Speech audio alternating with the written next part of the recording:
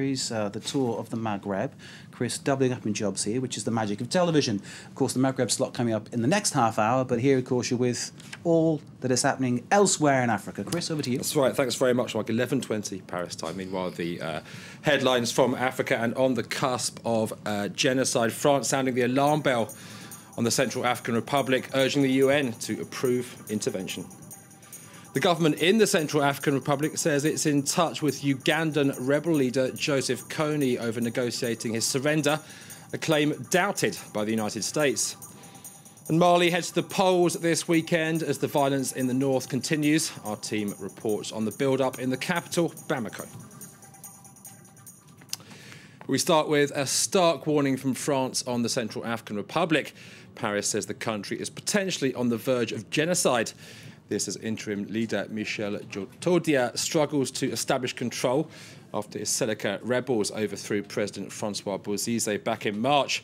Well, with the UN Security Council set to meet on Monday, France says it expects authorization for French and African Union forces to intervene. Earlier, I asked US Principal Deputy Assistant Secretary of State for African Affairs, Robert Jackson, what form any intervention might take. We believe that the African Union authorized force, MISCA, is the best way to restore security to the Central African Republic in order to ensure that needed humanitarian assistance, including food, is available to people in Central Africa. Restoring security is the absolute priority in the current situation, both in Bangui and in the countryside. And in order to do that, we need to reinforce the 2,500 African troops from the Economic Community of Central African States who are currently in place and augment those troops with other African troops. And we're in discussions both with our international partners and particularly countries in the African Union who have indicated a willingness to participate in a peacekeeping operation. And I want to be very explicit that this is actually a peacemaking operation. Another issue I wanted to ask you about is this claim by the current leadership in the Central African Republic. One of the world's most wanted men, Ugandan rebel leader Joseph Kony, is negotiating his surrender. The US seems to be taking that with a pinch of salt. We've been hearing reports for months that there have been discussions between officials in the Central African government and Joseph Kony. They may or may not be true. We have seen Kony reach out before to gain time to regroup.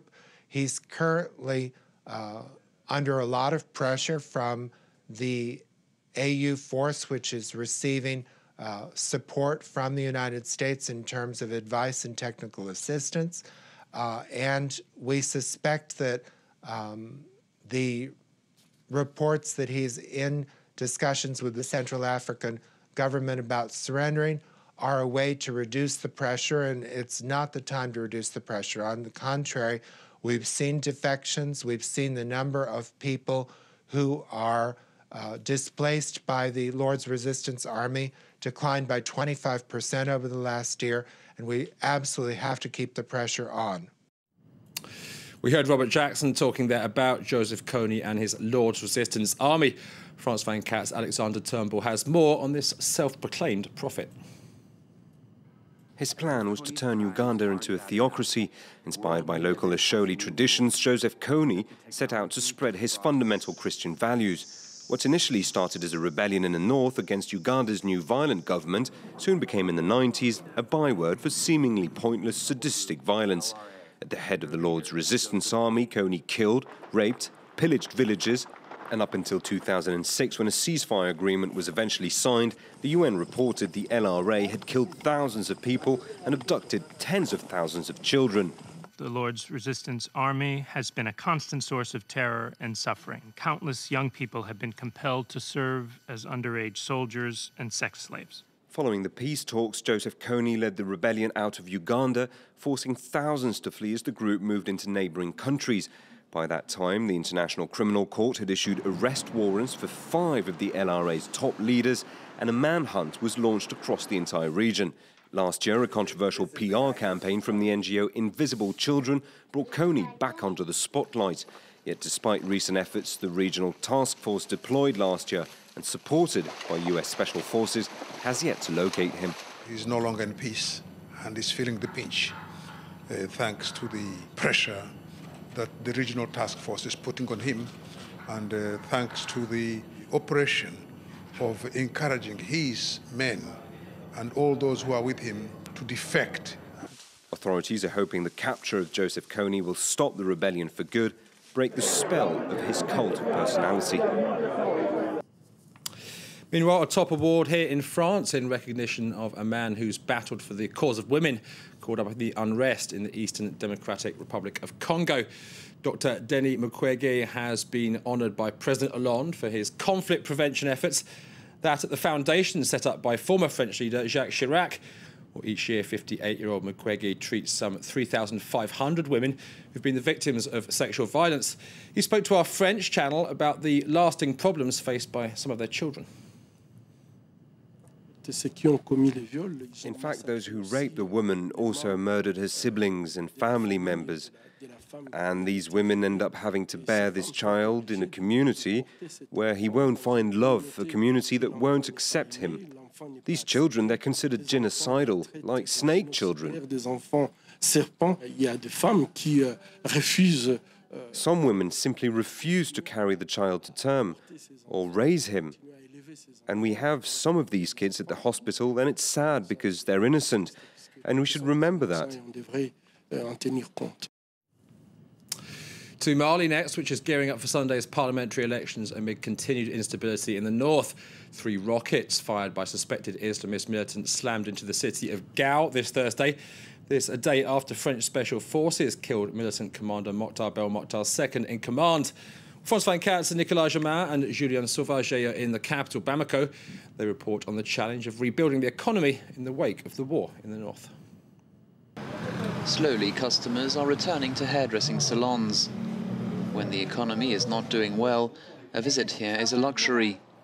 Ahead of Sunday's parliamentary elections, both clients and bosses call for change. Right now, things aren't going well. We hope that with the new president and the new lawmakers who will come, that they will restore order in Mali so we can move forwards. For change, we need a new generation of leaders. The old ones need to retire and let the young ones take over. All sectors have suffered from the crisis.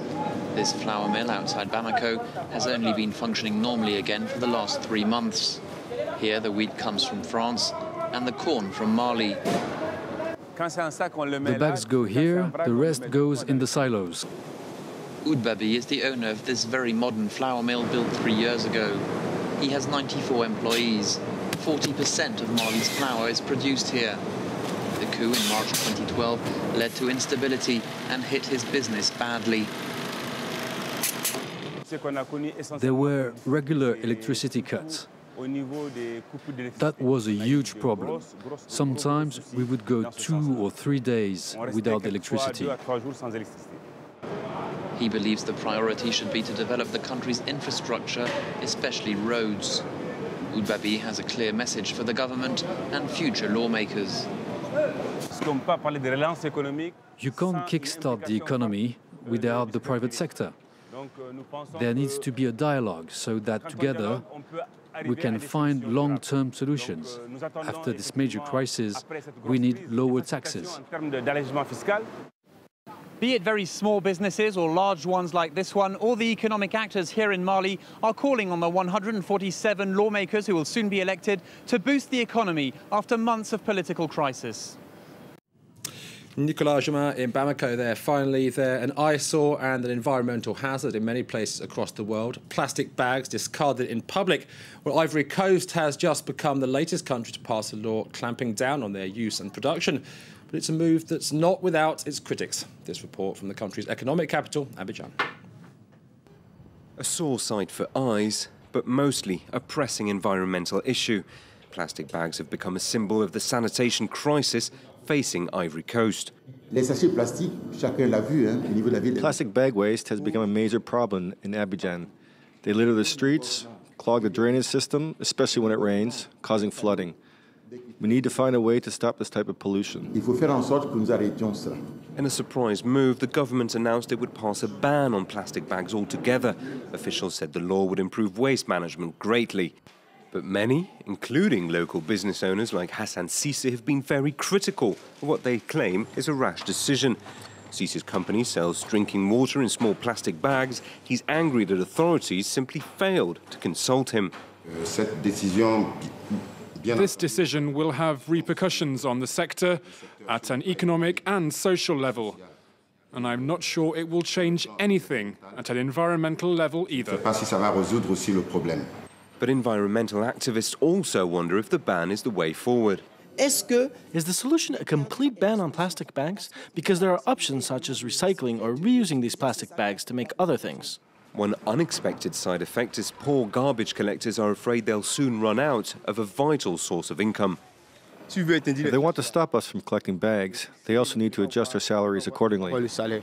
The bill is set to take effect on Saturday, 6 years after Rwanda became the first country on the continent to pass a similar ban. And that's it for this edition of Africa News. Progress and people. It's always people who mess it up, isn't it? Can't they dispose of their plastic bags responsibly, eh? Chris Moore with Africa News. Chris, thank you very much indeed. Good to see you. Now then, we're going to take a short break after that. It's another World News Update, of course. Plus we've got sport, as well as Chris back with the tour of the Maghreb. Stay with us.